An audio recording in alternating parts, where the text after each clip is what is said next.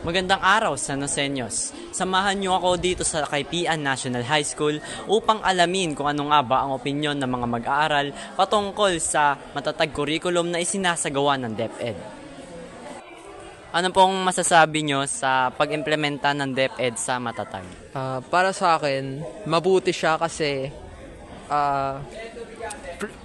i-decongest niya nga daw yung mga subjects na pag-aaralan natin mga students. So for me, okay naman siya kasi minsan kasi masyado tayong maraming kailangan isalpak sa ikram sa utak natin in such a short period of time na in the end wala tayong nakukuhang kaalaman. Kaya I think it's good. Hindi naman kasi tatanggalin yung iba, parang iko-compact lang nila para mas madaling kumbaga maisaulo sa ating mga estudyante. Ayun lang. Ano pong opinion niyo sa pag-implementa ng DepEd sa matatag?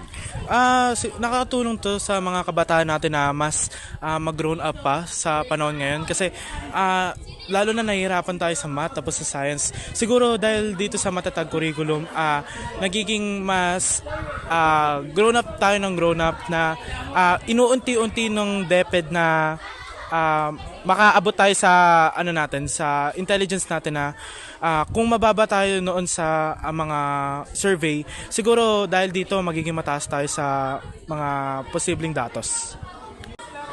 Ano pong opinion niyo sa pag-implementa ng DepEd sa matatag?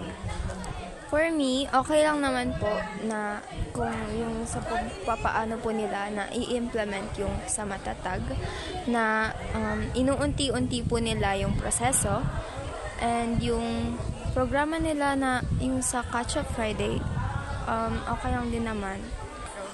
Ano pong opinion niyo sa pag-implementa ng DepEd sa matatag curriculum? Siguro po wag masyadong madiliin.